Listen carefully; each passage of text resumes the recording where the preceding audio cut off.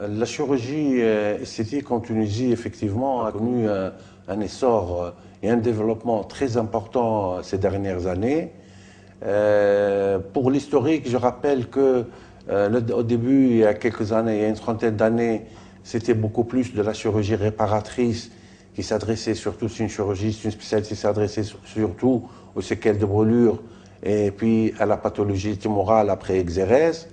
Mais rapidement, et en parallèle avec le développement de cette spécialité de par le monde, un tout petit peu de la chirurgie esthétique, la Tunisie était aussi concernée par cette spécialité.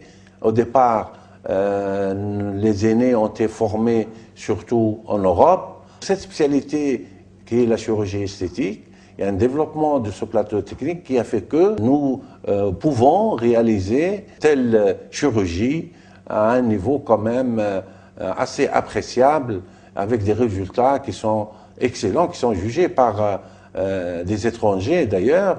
Nous sommes considérés maintenant, actuellement, comme nous comptons parmi les pays les plus développés dans ce domaine. D'ailleurs, j'insiste sur un point très important, c'est que cette spécialité est pratiquée et exercée aussi bien dans le secteur privé que dans le secteur public. Depuis à peu près 7-8 ans, on assiste à un développement de la chirurgie esthétique. C'est des gens qui viennent de l'étranger, essentiellement de l'Europe. La raison, elle est simple, hein, c'est la qualité de nos plasticiens qui font un travail remarquable et bien entendu les coûts qui sont à peu près moitié prix par rapport à l'Europe. Encore une fois, je voudrais insister sur un point, ce ne sont pas des prix au rabais, ce n'est pas un discount, ce sont nos tarifs ici en Tunisie parce que les charges des établissements de soins sont beaucoup moins élevées qu'en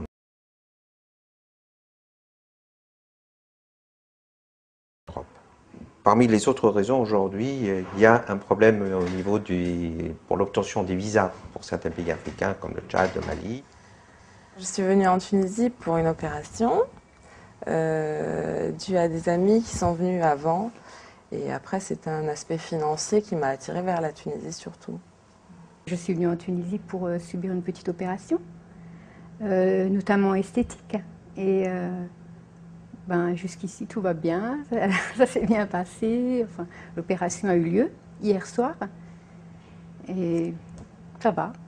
Après l'opération, je me sens bien, avec une équipe super, des gens attentionnés aux petits soins. Ils vous mettent tout de suite en confiance et je le conseille vivement, c'est vraiment super.